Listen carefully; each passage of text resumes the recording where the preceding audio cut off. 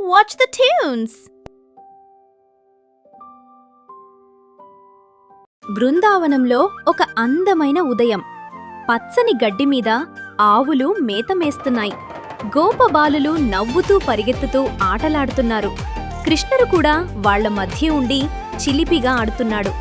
కొంతసేపటి తర్వాత అందరూ అలసిపోయి ఒక పెద్ద చెట్టు నీడలో కూర్చుంటారు. ఎవరో నేలమీద పడుకుని నవ్వుతారు.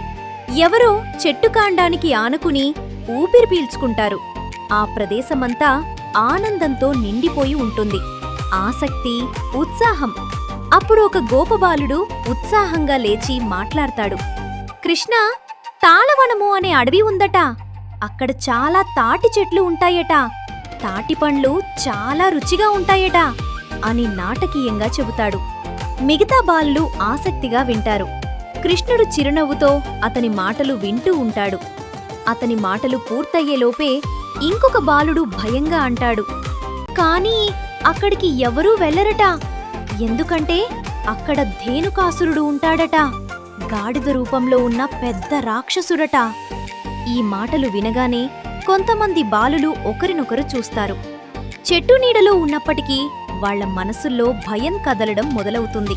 అప్పుడు కృష్ణుడు నెమ్మదిగా లేచి నిలబడతాడు. అతని ముఖంలో భయం లేదు, కేవలం ధైర్యం మాత్రమే ఉంటుంది.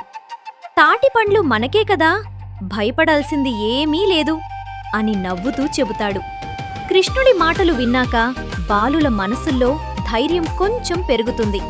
అందరూ కలిసి తాళవనము వైపు నడవాలని నిర్ణయించుకుంటారు. మొదట దారి సులువుగా ఉంటుంది, వెలుగు ఎక్కువగా ఉంటుంది. బాలులు నడుస్తూ మాట్లాడుకుంటూ అప్పుడప్పుడు నవ్వుతారు. కృష్ణుడు ముందుగా నడుస్తూ దారిని చూపిస్తాడు. అందరూ అతని వెనుకే సాగుతారు. తాళవనము ఇంకా కొంత దూరంలో కనిపిస్తుంది. భయం, నిశ్శబ్దం. కొంత దూరం వెళ్ళాక వాతావరణం మారుతుంది. చెట్లు దగ్గరగా ఉంటాయి. వెలుగు తగ్గిపోతుంది. గాలి కూడా నెమ్మదిగా వీస్తుంది. పక్షుల శబ్దాలు వినిపించవు. అడుగుల శబ్దమే స్పష్టంగా వినిపిస్తుంది. బాలులు ఒకరికి ఒకరు దగ్గరగా నడవడం మొదలు పెడతారు. తాళవనము ప్రవేశద్వారం దగ్గరికి వచ్చేసరికి అందరూ ఆగిపోతారు. ముందు చీకటి అడవి, వెనక వెలుగు ఉన్న దారి. ఒక బాలుడు భయంగా అంటాడు, కృష్ణా, లోపల చాలా చీకటిగా ఉంది. కృష్ణుడు శాంతంగా సమాధానం చెబుతాడు, నాతో ఉన్నంతవరకు భయం ఉండదు. అతని మాటలు బాలులకు ధైర్యమిస్తాయి. అందరూ లోపలికి కొద్దిగా అడుగుడు వేస్తారు. అప్పుడు ఒక్కసారిగా భూమి కంపిస్తుంది. చెట్ల మీద నుంచి ఎండిన ఆకులు కింద పడతాయి. దూరం నుంచి గర్జన వినిపిస్తుంది.